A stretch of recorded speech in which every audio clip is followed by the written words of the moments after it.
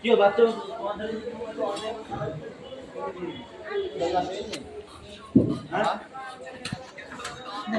না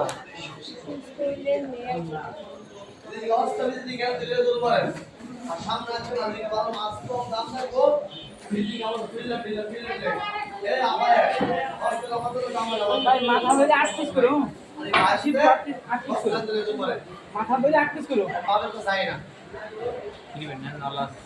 কত করে এগুলা? 220 টাকা। আর এটা এটা 200 টাকা। ভালো আছে দাদা।